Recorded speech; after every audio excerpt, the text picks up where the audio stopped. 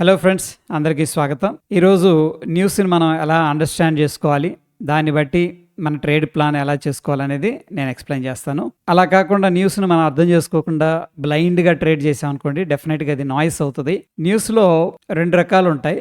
దాంట్లో మొదటిది వచ్చేసరికి quick impact. So quick impact అంటే ఆ న్యూస్ అనేది ఇమీడియట్గా ప్రైస్ని ఇన్ఫ్లుయెన్స్ చేస్తుంది. అంటే ఎగ్జాంపుల్స్ ఏంటి అంటే, ఫర్ ఎగ్జాంపుల్ CEO రిజైన్ చేశాడు అనుకోండి, అప్పుడు ఏమవుతుందంటే క్విక్గా రియాక్ట్ అవుతుంది. ఇన్ జనరల్గా నెగిటివ్గా రియాక్ట్ అవుతుంది. ఇక రిజల్ట్స్ అనేది ఇచ్చింది అనుకోండి, స్టాక్ అనేది, అది కూడా ఇమీడియట్గా రిఫ్లెక్ట్ అవుతుంది. దాని తర్వాత గవర్నమెంట్ పాలసీస్ కానీ, RBI డెసిషన్స్, లేదు అంటే కూడా ఏదన్నా గ్లోబల్ ఇష్యూస్ అనేది ఉన్నాయనుకోండి, ఇవన్నీ కూడా, లేదా ఏదన్నా సడన్గా దాని మీద అలిగేషన్స్ వచ్చినాయి, లేదా ఏదన్నా ఫ్రాడ్ అనేది డిటెక్ట్ అయింది, ఇవన్నీ కూడా ఇమీడియట్గా క్విక్ ఇంపాక్ట్ చూపిస్తాయి. అందుకని క్విక్ ఇంపాక్ట్ న్యూస్ వచ్చినాయి అనుకోండి, ఫస్ట్ ఒక 5 minutes దాకా ట్రేడ్ అనేది చేయొద్దు. ఫస్ట్ 5 minutes ఏదైతే న్యూస్ అనేది వచ్చిందో ఆ 5 minutes తర్వాత ఆ యొక్క హై, ఆ క్యాండిల్ లో అనేది మార్క్ చేసుకొని, ఇది మనకు ఒక ఇంట్రాడేకి ఒక రెఫరెన్స్ అనమాట. సో ఆ ట్రెండ్ కంటిన్యూ అవుతుంది అనుకోండి, డెఫినెట్గా హైని బ్రేక్ చేస్తుంది. ఆ ట్రెండ్ని డౌన్ సైడ్, అంటే వీక్గా ఉంది అంటే డెఫినెట్గా డౌన్ సైడ్ అనేది బ్రేక్ చేస్తుంది. ఈ విధంగా ప్లాన్ చేసుకోవాల్సి ఉంటుంది. అయితే ఈ యొక్క క్విక్ ఇంపాక్ట్ వల్ల ఏం జరుగుతుందంటే, సడన్గా గ్యాప్ అప్ జరగవచ్చు, లేదా డౌన్ కూడా జరగవచ్చు. సో ఇది ఒక ఎమోషనల్ స్టేజ్ అనమాట. లేదు అంటే వెరీ బిగ్ క్యాండిల్ రావడం అనేది కూడా జరుగుతుంది. ఓకే, వాల్యూమ్స్ హ్యూజ్గా స్పైక్ అవుతాయి. అంటే దీనివల్ల ఏమవుతుందంటే రిటైలర్స్ యొక్క ప్యానిక్, ఎక్సైట్మెంట్ అనేది కనిపిస్తుంది అనమాట. సో ఎప్పుడైతే ఫస్ట్ మూవ్ అనేది వస్తుందో, అది మనం ఎమోషనల్ మూవ్ అని చెప్పేసి కన్సిడర్ చేసుకోవాలి. ఎమోషనల్ మూవ్, దీంట్లో అల్గారిథమ్స్ అనేది ఫాస్ట్గా రియాక్ట్ అవుతాయి. రిటైలర్స్ ఏంటంటే లాస్ట్లో ఎంటర్ అవుతారు. అలా స్పైక్ వచ్చినాక హైలో ఎంటర్ అవుతారు అనమాట. అక్కడ స్ట్రక్ అయిపోతారు, మళ్ళీ కిందకు వస్తుంది. లేకపోతే ఫస్ట్ పెద్ద క్యాండిల్ రాగానే ఇక్కడ ఎక్కడో సెల్ చేస్తే మళ్ళీ రికవర్ అవుతుంది.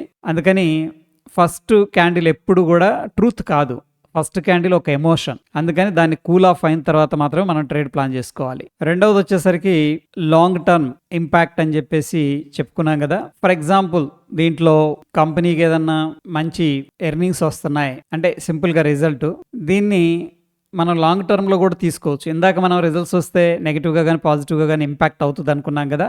బట్ ఆ ఇంపాక్ట్ అనేది నెగిటివ్ పాజిటివ్ అనేది పక్కన పెడితే, ఈ రిజల్ట్స్ అనేది ఇంప్రూవ్ అవుతూ వస్తూ ఉందనుకోండి, డెఫినెట్గా దాన్ని మనం లాంగ్ టర్మ్లో కన్సిడర్ చేసుకోవాలి. ఇంపాక్ట్ అనేది లాంగ్ టర్మ్ ఉంటుంది అనమాట.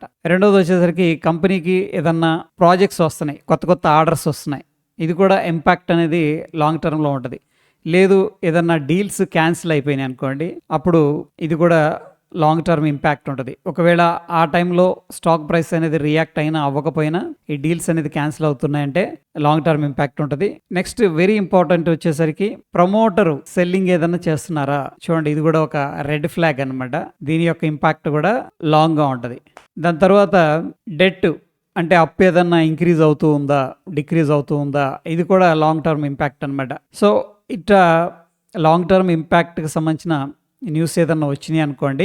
సో ఫర్ ఎగ్జాంపుల్ ఏదైనా కంపెనీకి మంచి ఆర్డర్స్ వస్తున్నాయి, మీరు అట్లా విన్నారు, ఒక 1 weekలోనే 1 monthలోనే లేదా లాస్ట్ 3 monthsలో 3-4 ఆర్డర్స్ వచ్చాయి, అట్లా వింటున్నారు అనుకోండి, ఆ కంపెనీ మీద మీరు లాంగ్ టర్మ్ ఎనాలిసిస్ అనేది చేసి లాంగ్ టర్మ్ ఇంపాక్ట్ ఉంటుంది కాబట్టి అటువంటి వాటిని లాంగ్ టర్మ్ ఇంపాక్ట్ కింద కన్సిడర్ చేయాలన్నమాట. అంటే ఇమీడియట్గా వెళ్ళిపోయి ఆర్డర్ వచ్చేసింది ఒక 1000 కోట్లు ఈరోజు పెరిగిపోద్ది ఇలా ఆలోచించవద్దు. ఎందుకంటే ఇది మెటీరియలిస్టిక్గా కన్వర్ట్ అవ్వడానికి, అంటే అది ప్రాజెక్ట్ని ఎగ్జిక్యూట్ చేసి రిజల్ట్స్ తీసుకొచ్చి డెలివరీ చేసి ఆ ప్రాఫిట్స్ని ఎంజాయ్ చేయడానికి చాలా టైం పడుతుంది. మేబీ 1-2-3 quarters, 1 year మేబీ ప్రాజెక్ట్ని బట్టి ఉంటుంది. సో అందుకని ఇవన్నీ కూడా లాంగ్ టర్మ్ ఇంపాక్ట్ ఉండే న్యూస్ అనమాట.